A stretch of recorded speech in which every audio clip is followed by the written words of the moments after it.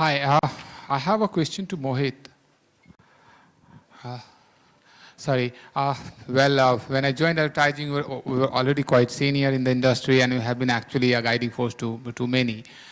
My question is, since this is a marketing summit, and there are brands. I talk about several brands. There are old brands which are actually doing pretty well. The new brands are coming up. So let's say you give an example of Intel. You gave example of some other established brands. Let's say, for example, I consider the mobile segment, the smartphone segment. You had Apple, you had Samsung, then it was Micromax, Lava and Jolo came. I mean, some other brands are also coming, like Spur and other brands. So, as saying goes, there is a scope and place for every brand, even it's a new brand or an old brand. So when it is a crowded market, like there is a Samsung, there is Macromax and other brands, what would be your suggestion for any upcoming brand in that segment, and what they should do to make a place, make a niche for themselves? Okay, actually that's very difficult to answer in a generalized form without knowing which category, which brand, whose competition, whose consumer. But having said that, as Sandeep mentioned, the way targeting is becoming more refined and sharper today, as a marketer, if I can do my segmentation well enough, then you've cracked the part of the problem. So if you look at today, there's something called Facebook for small businesses. There are small businesses around the world that have built their business using only Facebook because they know exactly which segment they want to target, and they've managed to do that. American Express created something called Open, which is a forum for small and medium enterprises. It started out in the US and is extremely popular. Again, very clear in what audience they were addressing. I think also, besides just the communication piece, any new company entering the field, anything, happening, it also has to understand what the, unresolved need is in the market. If you look at all the Indian handset manufacturer, the basic thing they solved, how they cracked the market for themselves, was a dual SIM phone, which Nokia totally failed to even get it. Correct. They were 80% of the market. They should have known what's happening in the market. They had 10,000 outlets, so consumers, what were they asking for? If it took an outside company to know that, hats off to them.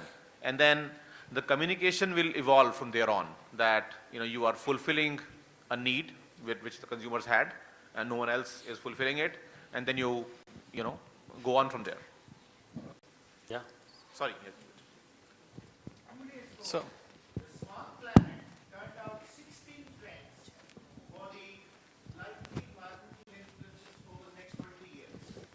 one of the major concerns was these disruptive technologies which will come up particularly in this area. What is your opinion on that?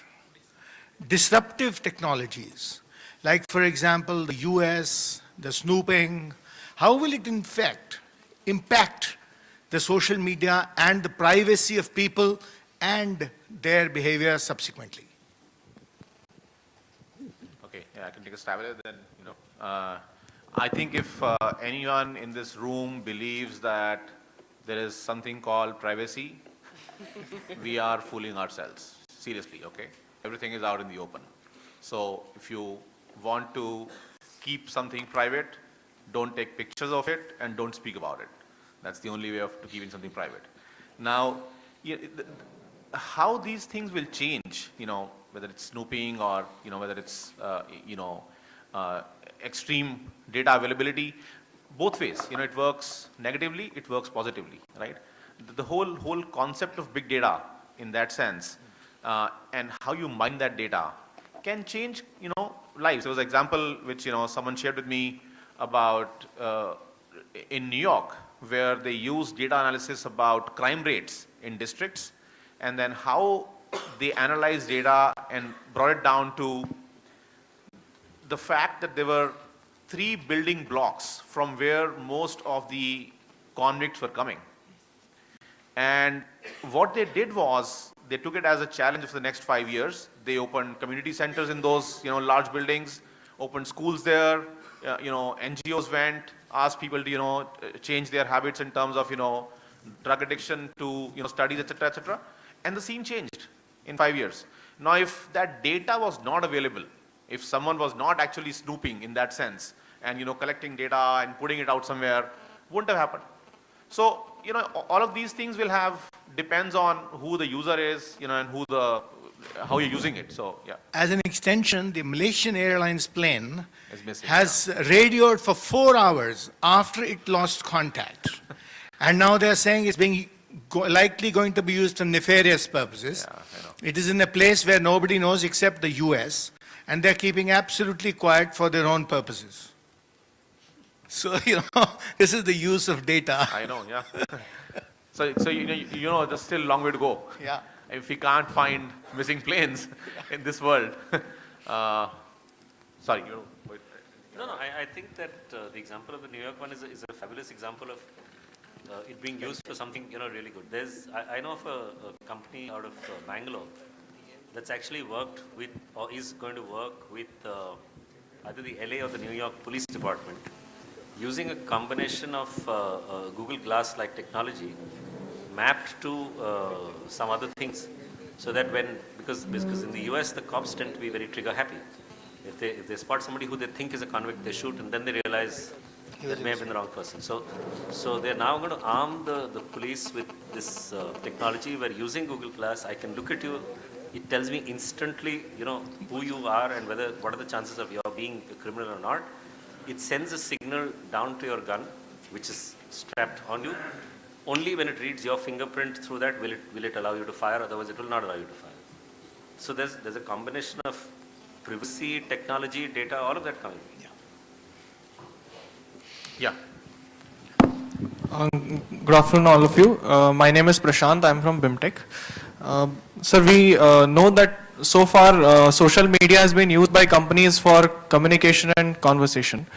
But there has not been a success in terms of social media applications. And my question is, why is it that there is a such drawback in the utility of social media for conversion of possible customers? So I don't understand what you meant by applications. Sir, there are mobile and smartphone applications which companies have made readily available for utility or for information. But social media so far has only been used for conversation and communication of your ideas. But social media also gives you a platform for applications where without without one-to-one conversations, you can give a platform to customers to make things easier and get them converted. I think, maybe you are again trying to segment too much, and you're saying social media means this only. Social media does not necessarily mean just Facebook or Twitter or one of those 2-3 sites. The whole app ecosystem is social media in itself. That's right. The fact that you are able to go on the web and choose what you want to get done, and there's an app available for it at that point of time, is social media, and it is useful social media. Social media's biggest strength is connectivity, and reaching out, and ability to reach out to get the information or get the solution which you need. It could be through chat, or it could be through an app, or it could be through website. So you have to look at it slightly more holistically, and don't think of in your head social media as just those two things. And I'll give you an example of where all of this actually converged on the last Sunday, or the second last Sunday of December 2012. After the December 16th rape case, when everything was happening at India Gate, there was virtually every form of social media, whether it was Twitter, whether it was Instagram, whether it was Facebook, whether it was YouTube, people were uploading. How do you think that momentum got created and people actually went there? It was all happening thanks to this convergence. I'll add one more point. There are different generations of views also. For example, when internet came, generation 1 was static website. Generation 2, second generation internet became portals, which are more interactive and all. Now you are having customized generation 3. Similarly, in social media also, interactivity, getting connected in a viral form, that itself is generation 1. You are talking of specific applications use and their popularity that could come up as a follow-up to from this. I mean, so the fact that interactivity in a large scale is happening, leading to some action on ground, as is the Nirbhaya case movement or Egyptian movement, so Arab Spring. So these were some second level. There could be advanced level or next generation again, where commercial use of social media will be more relevant or more visible. Okay, Thank we you, have time Alphonse. for one last question. So, yeah, please.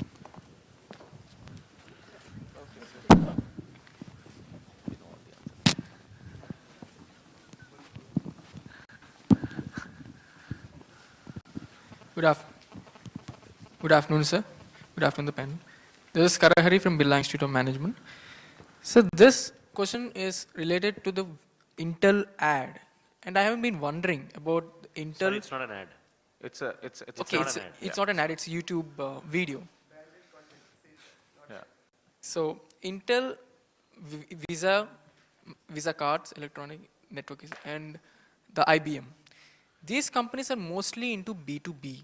Intel sells their microprocessors, puts off their deals with laptops, dealers like Dell, HP and stuff. So what is your STP? Why do you make such videos, or even Visa when it takes their ads, and even IBM, they would say Smarter Solutions, Smarter Planet ads, when their target customers are not directly the customers, they are banks for in the case of Visa, or laptop manufacturers in case of Intel, then what is the purpose of, what is the essence of Okay, I can tell making you this? my answer. We are a B2B company only from our selling standpoint, how we bill our products. But from our communication standpoint, we are a B2C company only. And the fact is, if you look at the computer or look at any device in that sense, the processor which is doing most of the work is the most important component in that device. Okay. Now you can't tell that to consumers without talking to them. And this whole platform which we launched called Look Inside is about, in a way, telling people to look inside, what they find inside. And in a way, it's a story, we tell people to look inside the device they're buying and worry about what's inside, because it actually matters. But the way we want to tell the story is tell people about looking inside, whether it's inside Dharavi, and there are some other stories. You should go to our channel. There is a young boy, African American boy in US, who couldn't use one hand. He used someone's help to use a 3D printer to build a prosthetic hand, and how that power came from within. There's a mountaineer who's blind, and he climbs crazy mountains, and the courage he gets from inside him. So I think the stories we tell is a way to tell that our communication platform Look Inside. I think to an extent Visa is similar, that which particular platform you're using when you're using a credit card. No, I've worked on credit cards, and I can tell you that when it comes to cards, like in the case of Intel, the B2B bit is only when they're dealing with banks. When it comes to consumers, it's very B2C, because in my wallet, I may have a Visa card, and that may be the only card, and I may be using cash. They want me to actually start using the card more. Or they want to drive preference. I have a Visa card and a MasterCard, perhaps an Amex card as well. Because I see more of Visa, I connect better with them. I take that card out rather than a MasterCard. So therefore, it's very B2C. I'll add one point to it in a different context. The two contexts that you asked are already answered. There is a difference between product branding and corporate branding. That also has to be looked at.